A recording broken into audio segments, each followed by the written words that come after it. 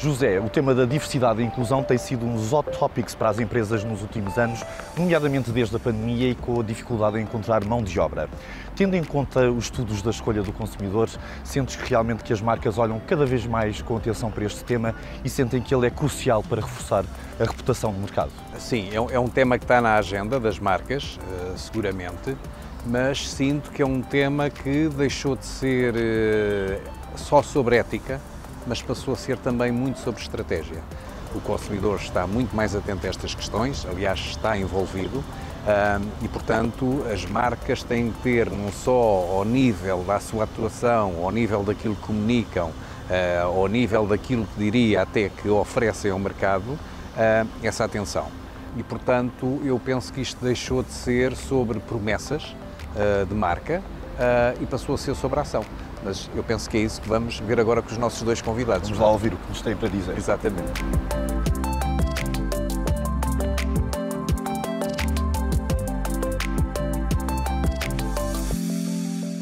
Olá, sejam bem-vindos à série CEO Conversas entre Organizações. Nesta temporada, que é realizada em parceria com a Escolha do Consumidor, abordamos diversos temas relevantes, com os contributos e experiências de marcas de diferentes setores. Neste episódio, queremos aprender e perceber de que forma as marcas ligadas aos setores financeiro e dos seguros olham para o tema da diversidade e inclusão. E para isso contamos com a presença de Ricardo Santos, Chief Brand Officer do Doutor Finanças, e Sérgio Carvalho, Diretor de Marketing e Cliente da Fidelidade. Ao meu lado, para me ajudar na condução desta conversa, tenho José Borralho, Presidente Executivo da Consumer Choice. E começo precisamente pelo setor dos seguros. Sérgio, como é que a Fidelidade tem integrado este tema da diversidade e inclusão na sua estratégia e operação, digamos assim, de negócio? Antes de mais, obrigado pelo convite, falar aqui deste importante tema. Vou começar a separar aqui um bocadinho os territórios. Temos a diversidade ao lado dos colaboradores, a parte de recursos humanos, que obviamente é muito importante, e se calhar a que mais se discute. Eu vou tentar levar isto um bocadinho mais para o lado da marca também, como responsável de marketing, e às vezes mais difícil traduzir na marca o tema da diversidade e inclusão. Eu vou começar pelo lado, temos uma vantagem, o setor segurador tem em si um propósito social que facilita. E desde sempre, de alguma maneira, temos trabalhado estes temas da diversidade. Eu vou colocar temas como o apoio social, o tema, apesar de tudo, o seguro muitas vezes pretende substituir a capacidade das pessoas em circunstâncias que não têm condição financeira ou não têm para fazer face a imprevistos. E isto sempre foi assim. Nos últimos anos, temas como a prevenção, a saúde, a longevidade, que traz aqui o tema do idadismo, que também é uma forma de discriminação.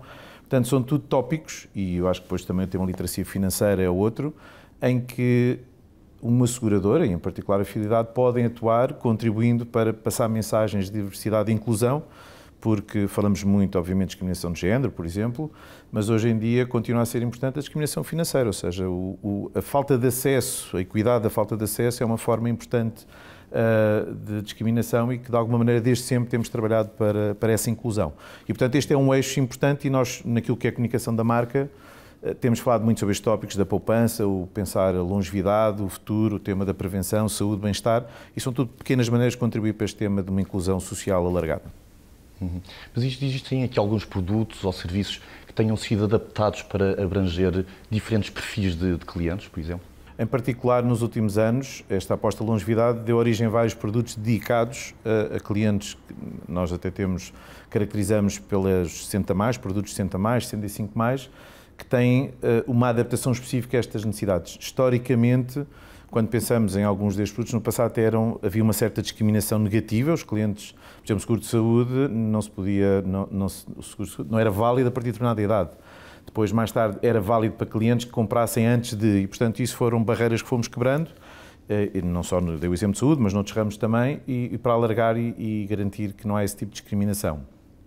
Obviamente que é sempre um desafio, porque este não deixa de ser um negócio que tem por base o risco. E em alguns casos, nomeadamente na saúde, o risco é agravado. E, portanto, temos vindo a trabalhar, a desenvolver produtos para encontrar a forma de garantir uma oferta ampla. Por exemplo, neste caso, estamos aqui a falar muita idade, mas nos outros casos não se coloca tanto.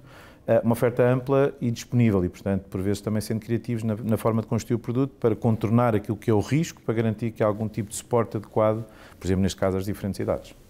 Já na área dos recursos humanos, vocês também têm vindo aqui a reforçar o vosso compromisso com a diversidade e inclusão no que diz respeito, por exemplo, ao desenvolvimento, ao recrutamento de talento. Sim. E porquê é que é tão importante assumir este compromisso? Sim, acho que, enfim, nos dias de hoje, o consumidor espera, eu falava aqui na marca, mas o consumidor espera que as marcas sejam verdadeiras com aquilo que dizem, portanto também tem que praticar em casa.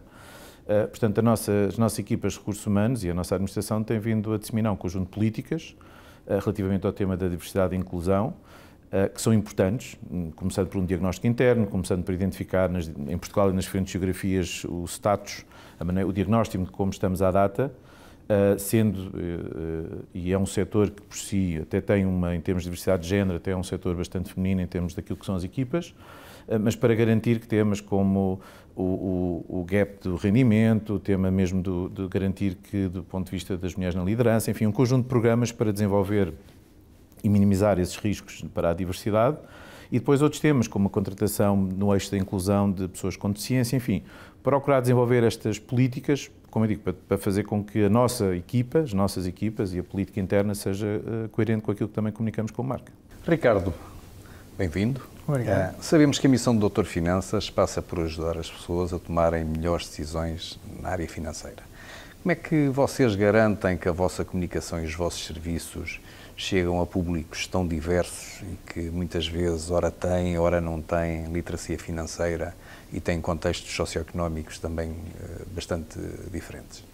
Por um lado, agradecer o convite, mas de facto estes temas para nós, Dr. Finanças, eu acho que há aqui uma espécie de um disclaimer que eu vou fazer, que é o Dr. Finanças é uma empresa muito mais pequena, muito mais recente e, portanto, há um conjunto de práticas que estão a ser construídas um bocadinho também, por um lado, vêm da Gênese, e é por aí que eu vou começar a responder à questão da literacia financeira, porque isso tem muito a ver com o nosso propósito, com a nossa missão, mas depois também, do ponto de vista prático, ou dos programas mais institucionais ou mais institucionalizados, temos que olhar para o Dr. Finanças com os 10 anos que tem e com as preocupações que tem e com a capacidade que tem tido.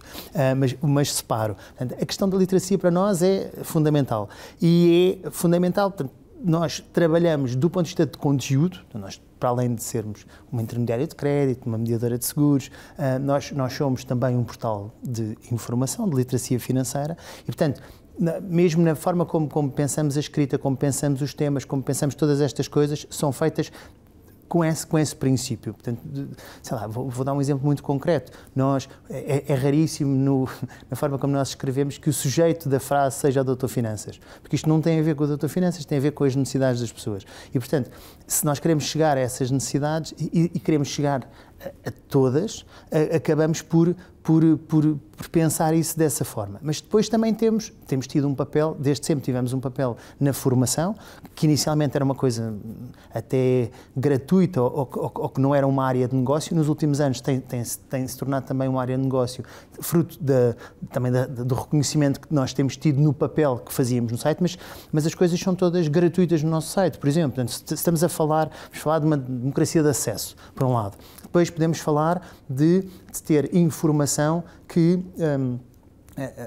responda a todo um patamar de necessidades, quer seja pessoas com um maior nível de literacia ou pessoas com um menor nível de literacia. Depois podemos falar também de um papel que a marca tem tido e que quer reforçar e continuar a ter, um bocadinho nesta transformação, ou sabemos todos que como Portugal está no primeiro lugar da literacia financeira na Europa, e nós achamos que temos um bocadinho essa missão e esse dever de ajudar a transformar. Portanto, a formação acabámos de lançar semana passada o e-learning, por exemplo, dentro da formação, portanto, uma plataforma de e-learning onde temos, obviamente, aí sim podemos trabalhar o produto, porque sendo o intermediário de crédito uma medidora de seguros, há um bocadinho a pergunta ao Sérgio, os produtos normalmente não somos nós que os definimos, pensando no produto financeiro, portanto nós, enquanto intermediário, acabamos por apresentar aos consumidores aquilo que são os produtos que a própria banca ou que as próprias instituições financeiras têm.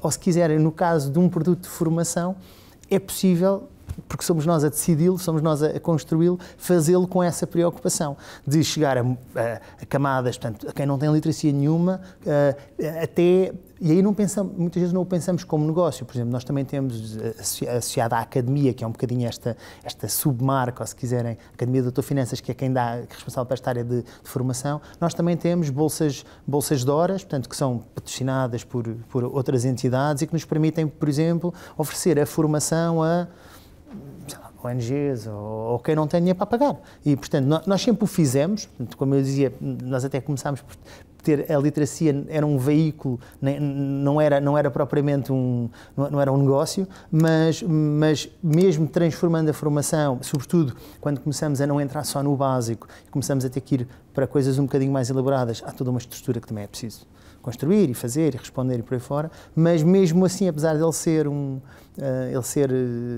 produto, hoje em dia nós pensamos, sei lá, se calhar hoje que estamos a lançar o e-learning, há um conteúdo de entrada que é gratuito para toda a gente, portanto, tem havido esta preocupação, porque efetivamente isso sempre teve muito na nossa gênese. Isto do lado, se quiserem, mais do produto, mas depois temos o lado dos recursos humanos, que há bocadinho também já falávamos, e no caso dos recursos humanos, nós acabamos por também ter, isso é muito claro, portanto, fazia parte quase da gênese da marca e como somos uma empresa jovem, em crescimento grande, o que aconteceu foi a nossa primeira grande necessidade de trabalhar estas coisas teve exatamente a ver com a capacidade de sermos de atrair talento. A capacidade de recrutar, de crescer, de contratar 30 recursos de uma vez. Ainda por cima, nós, sendo uma fintech, portanto, temos a parte do desenvolvimento feita em casa, como é que se compete com as Googles desta vida, as Amazons desta vida? Nós sabemos que temos os programadores portugueses, são bons, são recrutados. O teletrabalho também veio trazer essas possibilidades, e o Covid e por aí fora, mas, portanto, como é que nós o fazemos? E nós fizemos primeiro, portanto, se quisermos, a coisa mais clara e mais estratégica e mais institucionalizada que fizemos foi criar uma marca empregadora, ou criar uma proposta de valor para a marca empregadora cujo eixo é exatamente relacionado com a noção de diversidade e inclusão. O claim é o Aqui Tu Podes. Portanto, o Aqui Tu Podes, que é um bocadinho a nossa marca de atração de empregadora, tudo o que nós fazemos é um bocadinho em torno deste conceito. Este conceito vem dessa gênese da ADN e espelha essa gênese da ADN, que as pessoas são pessoas, aqui tu podes crescer, tu podes fazer o que tens que fazer, aqui tu podes ser tu próprio e portanto, é um bom exemplo que foi fundamental para nós começarmos a ter outra capacidade de atrair pessoas, de atrair talento, para nos posicionarmos e para criarmos algum espaço aí, e isso reflete-se, por exemplo, facilmente. Essa marca ou essa proposta acabou por... Tem coisas práticas, tem, por exemplo, uma série de vídeos que estão no nosso canal de YouTube, que são os vídeos Aqui Tu Podes, portanto, que dão voz aos colaboradores e que são colaboradores que têm exatamente que são um espelho dessa diversidade, que são um espelho dessa inclusão, e temos de tudo, quer dizer, pode ser obviamente do género, pode ser da orientação sexual, pode ser raça, pode ser etnia, pode ser religião, mas também pode ser tatuagens, também pode ser, sei lá, gostar de heavy metal, também pode ser tudo, portanto, que sai um bocadinho fora daquilo que é o standard mais tradicional, mas que nós somos todos pessoas e, portanto, essa diversidade interessa-nos assim. Voltando aqui ao Sérgio, no setor dos seguros, a confiança e a credibilidade são aqui fundamentais.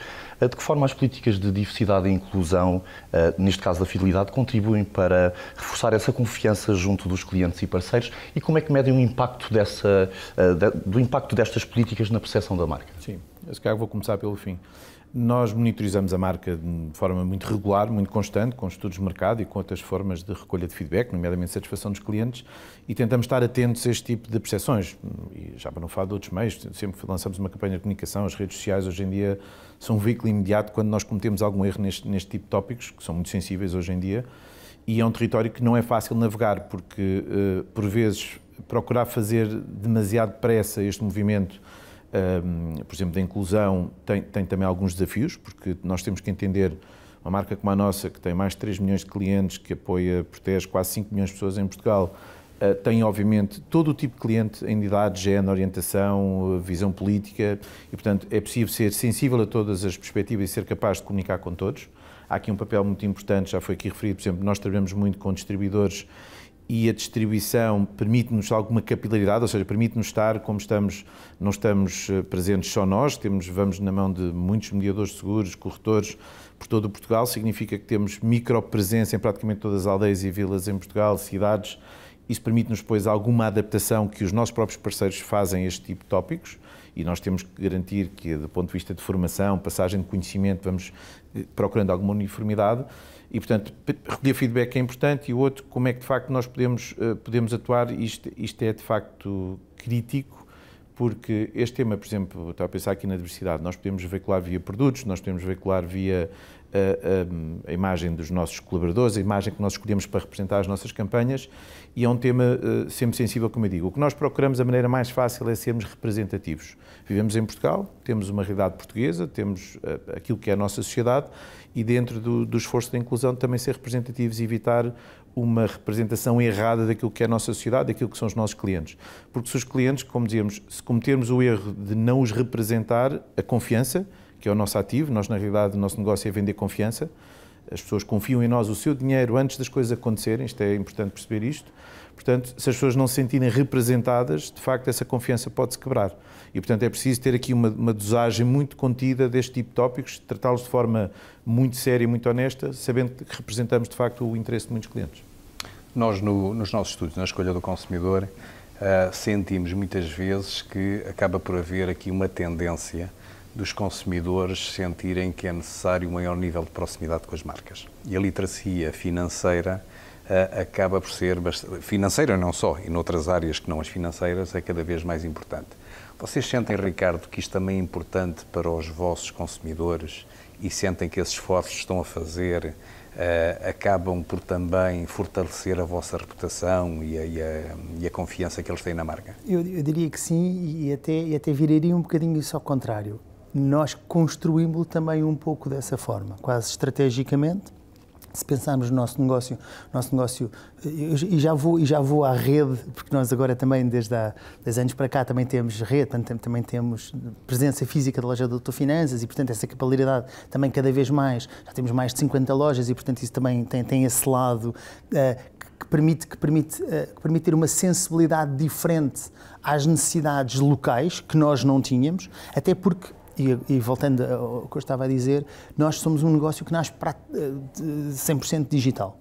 E, portanto, como digital que é, para além de ter esta dimensão de literacia, que já é um desafio, também tem dentro desta inclusão e desta diversidade, também já tinha um tema, que era a questão da literacia digital, não é? Portanto, nós, para sermos digitais, temos que trabalhar na literacia financeira, tínhamos aqui estas duas questões, porque a forma de chegar até nós era digital.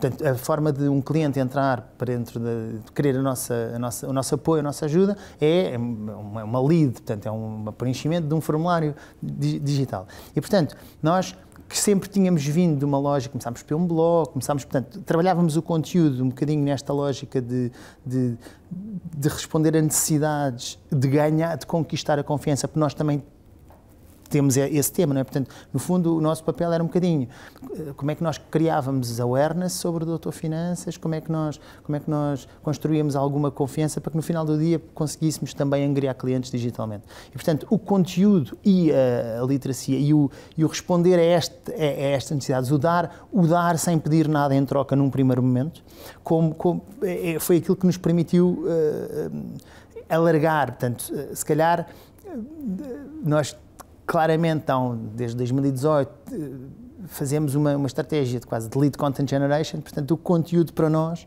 é um trabalho que funciona na marca. Há várias coisas. Nós somos um Doutor Finanças e o Doutor Finanças é uma analogia com a saúde, obviamente, e, portanto, mas o doutor é alguém que nós, nas nossas vidas, não conhecemos de lado nenhum, chegamos lá, despimos-nos, contamos-lhes a vida toda,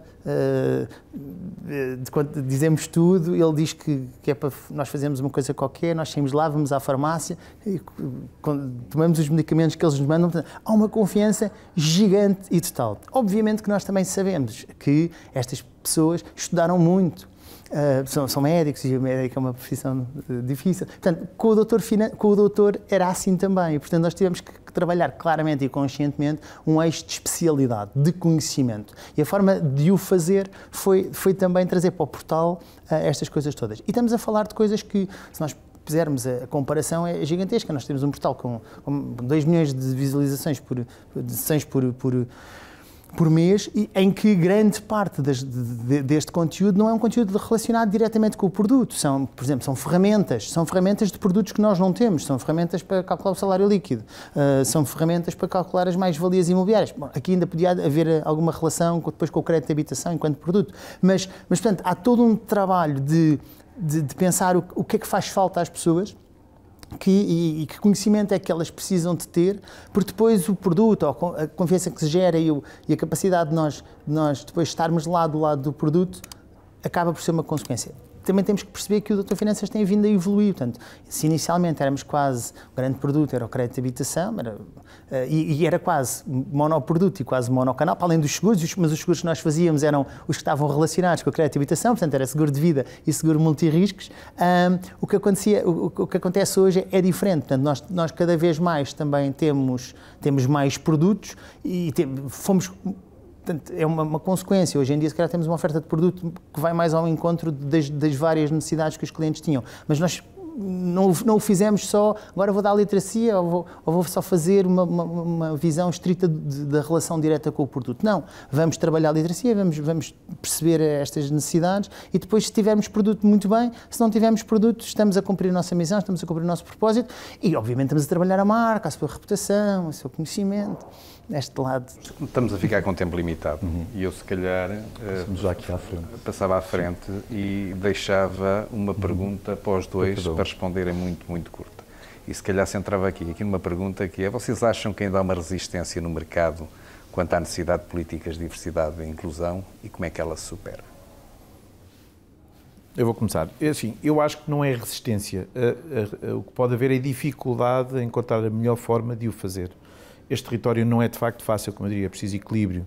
Estamos a falar na componente do recrutamento, na componente da gestão das equipas, na componente da gestão da marca, estamos a falar na gestão dos produtos e são, obviamente, são conceitos muito discutidos, há muita literatura e muita conversa, literacia até à volta deste tema, mas a sua execução de facto não é fácil, porque a questão aqui é: as marcas correm o risco de forem demasiado depressa e serem demasiado transformadoras, de alienar a sua parte da sua equipa e parte da sua marca de recrutamento e até os seus clientes. Se forem demasiado devagar, vão ser penalizadas pelos novos clientes. Ou seja, estamos a falar aqui, por exemplo, nós trabalhamos claramente para 3, 4 gerações. Isto significa que é preciso quase uma política de comunicar de forma diferente para cada uma dessas gerações. E esse é um grande desafio. Portanto, eu acho que não é resistência, pode haver dificuldade e algum receio, por vezes, de trabalhar estas políticas de forma mais aberta, sob medo dos impactos que possam ter. É um território sensível.